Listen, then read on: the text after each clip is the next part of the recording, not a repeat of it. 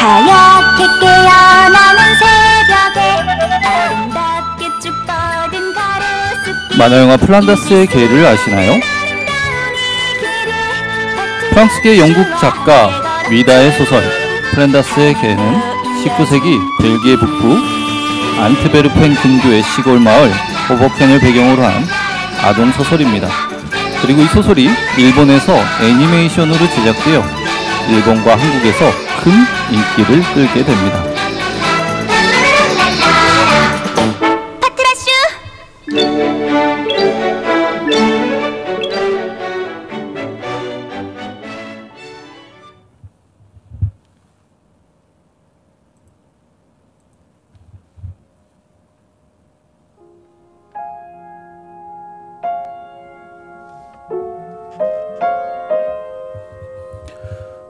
대부분의 아동 문학은 주인공이 시련과 고통을 딛고 결국은 해피엔딩으로 마무리되는데, 발랄하고 흥겨운 주제곡과는 달리 플란다스에게는 꿈도 희망도 없는 지독히 불행한 결말로 우리의 어린 시절을 그늘지게 했던 작품이기도 합니다. 네로는 자신이 키우는 개 파트라슈와 함께 할아버지를 도와 우유 배달을 하며 생계를 꾸려나갑니다.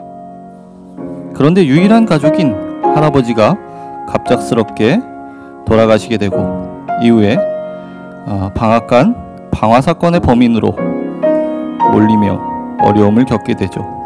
그래서 더 이상 우유 배달도 할 수 없게 되고 집세가 밀리는 등 생계에 큰 어려움을 겪게 됩니다. 설상가상으로 열심히 준비했던 미술 콩쿠르에서 탈락하여서 자신의 꿈이었던 화가로서의 미래조차도 불투명해지게 됩니다. 이런 연속적인 큰 상실을 겪은 네로는 결국 자신에게 파트라슈와 함께 안트베르펜 노트르담 대성당의 차가운 바닥에서 죽음을 맞이하게 됩니다.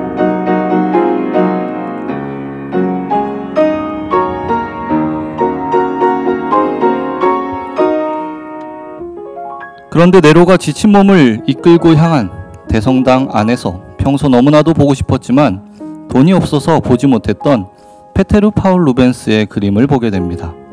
그리고 네로는 파트라슈와 함께 루벤스의 그림을 감상하며 성모 마리아에게 이제 더 이상 여한이 없다라는 어린 나이답지 않은 기도를 드리고 생을 마감합니다. 어린 아이들이 받아들이기에는 너무나도 슬픈 결말이었죠. 제가 느닷없이 이렇게 처음부터 만화영화 플란다스의 개의 줄거리를 줄줄 읊는 이유는 다름이 아니라 오늘 가볍게 걷는 기독교 문화 산책에서 함께 살펴볼 작품이 바로 페테르 파울 루벤스의 십자가에 달리는 그리스도와 그리스도를 십자가에서 내림이기 때문입니다. 이 작품들은 네로가 그토록 보고 싶어 했던, 하지만 돈이 없어서 보지 못했다가 그의 생애 마지막 순간에야 볼 수 있었던 작품들입니다. 안녕하세요. 가볍게 걷는 기독교 문화 산책의 제임스 송입니다.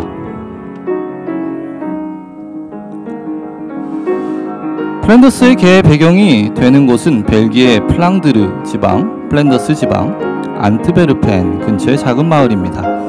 이 안트베르펜은 영어 표기로 엔트워프입니다. 이쪽에 위치하고 있습니다. 이곳 안트베르펜은 페테르 파울 루벤스의 아버지가 사망한 후 페테르 루벤스가 자신의 어머니와 함께 이사해 온 곳입니다.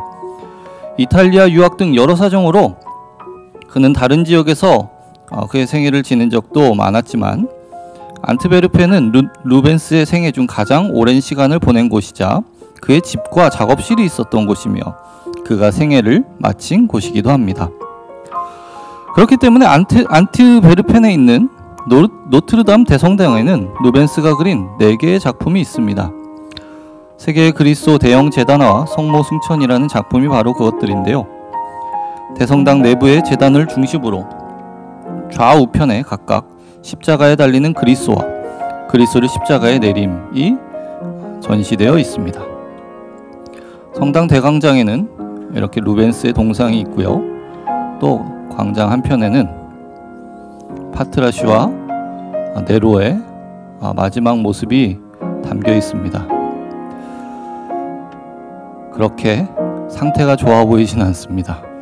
아마도 마지막 이 장면을 묘사하고자 했던 것 같습니다. 말씀드린 대로 내부의 좌우편에 각각 십자가에 달리는 그리스도, 그리고 그리스도를 십자가에 내림이 있습니다. 베테르 파울 루벤스에게 붙은 별명은 참 많습니다. 바로크의 왕, 회화의 호메로스, 안트베르펜의 거장, 언제나 가장 위대한 유럽 화가 중 한 명으로 루벤스는 여겨져 왔습니다. 그의 작품은 단 한 번도 사람들의 기억 속에서 잊혀진 적이 없으며 결코 시대에 뒤떨어진 적도 없었습니다. 그럼에도 불구하고 루벤트는 렘브란트나 미켈란젤로만큼 관람객을 불러 모으거나 한결같은 찬사를 받지는 못했습니다. 이는 루벤스의 작품이 불러일으키는 당혹감 때문이었습니다. 이러한 당혹감은 루벤스의 그림에서 모든 것이 실물보다 더 커 보인다는 사실에서 비롯됩니다. 그가 그린 남자와 여자는 힘이 넘쳐 흐르는 거린족과 같이 보입니다. 이런 모습은 그와 비슷한 천재 화가 미켈란젤로를 떠올리게 합니다. 그런데 실제로 루벤스는 이탈리아 유학 중에 시스티나 예배당을 방문했을 때 미켈란젤로의 그림을 무수히 관찰하고 모사했다고 합니다. 미켈란젤로와 루벤스의 차이라고 한다면, 미켈란젤로는 최후의 심판에서 자신의 모델이자 애인이었던 미소년들의 나신을 그의 그림에 많이 채용했다면, 루벤스는 그의 최후의 심판에서 자신이 사랑한 여인들의 나신에 더 큰 비중을 두었다는 점일 것입니다. 당시 유행하던 이상이든 의도된 현실이든 그와는 아무런 상관이 없이 루벤스에게는 어떤 것도 그의 주의를 끌지 못했습니다. 그가 작품에서 표현한 것은 내면에서 분출하는 욕구와 에너지였으며 바로 그것이 우리의 시선을 사로잡습니다. 요컨대 루벤스와 같은 재능을 가지고 누구나 인정하는 뛰어난 예술가가 되려면 무엇보다 건강과 에너지, 지성과 재능이 있어야 합니다. 그런데 루벤스의 친구였던 암브로시오 스피놀라 장군의 말에 따르면 화가로서 루벤스의 재능은 그가 지닌 천재성의 한 측면에 불과한 것이었습니다. 스피놀라는 그의 모든 재능 가운데 회화는 가장 하찮은 것이었다라고 찬탄했습니다. 사실 루벤스는 외교관으로서 유럽 전역에 명성을 떨쳤습니다. 1630년 영국과 스페인의 평화협상을 성사시킨 덕분에 찰스 1세로부터 기사자기를 받기도 합니다. 그는 풍부한 학식을 갖춘 기독교 인문주의자였고 고대에 심취한 문인이자 아마추어 건축가였으며 라틴어와 프랑스어, 필요할 때는 스페인어와 영어까지 유창하게 구사하는 작가였습니다. 그 밖에도 루벤스는 신중한 사업가로서 작업실 수를 늘리고 관리하는데 타고난 수완을 발휘했습니다. 그의 작업실은 전 유럽의 명성이 자자했는데 이 작업실을 세운 목적은 조수와 협력자를 양성하는 것이었습니다.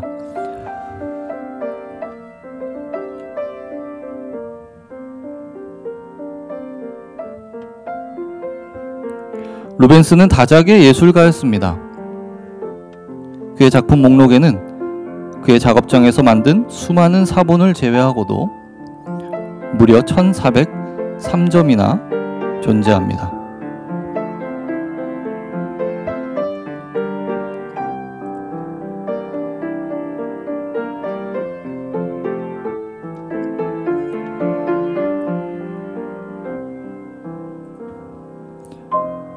(1580년대부터) 매너리즘에 대한 두 가지 반대급부로서의 등장한 로마 바로크는 카라바조의 자연주의 노선과 카라치의 고전주의 노선으로 대표됩니다.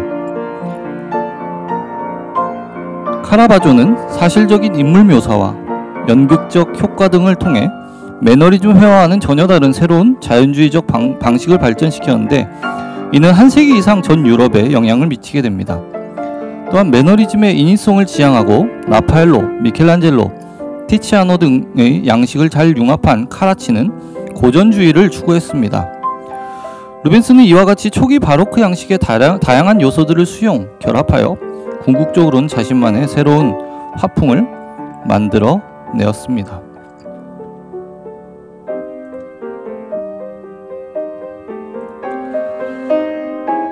이 작품이 십자가에 달리는 그리스도입니다. 잠시 한번 감상해 보시죠.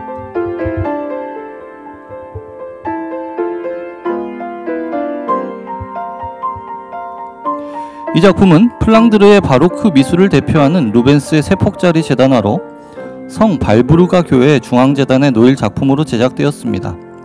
세폭으로 이루어진 작품의 중앙 패널은 예수가 못 박힌 십자가를 들어올리는 장면이 묘사되어 있으며 왼쪽에는 예수를 따르는 이들의 모습, 그리고 오른쪽에는 로마군 장교와 죄수들이 그려져 있습니다. 루벤스는 작품의 완성도를 위해 엄청난 양의 스케치를 했고 구성과 형태, 색채 전반에 대한 치밀한 사전 준비와 과정을 거쳤습니다. 로마에서 처음으로 시작된 바로크 미술은 곧 국제적인 양식으로 많은 지역에 영향을 끼치게 되었는데요. 루벤스 역시 카라바조와 카라치의 로마 바로크 양식을 수용하였습니다.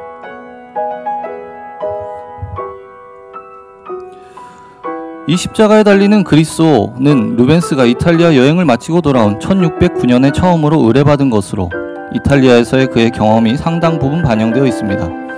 화면에 등장하는 근육질 인물들의 신체는 그가 이탈리아에서 연구했던 이상적인 비례의 고대 조각을 연상시키며 특히 건장한 체격의 묘사는 미켈란젤로의 시스티나 예배당 천장화의 영향을 강하게 보여줍니다.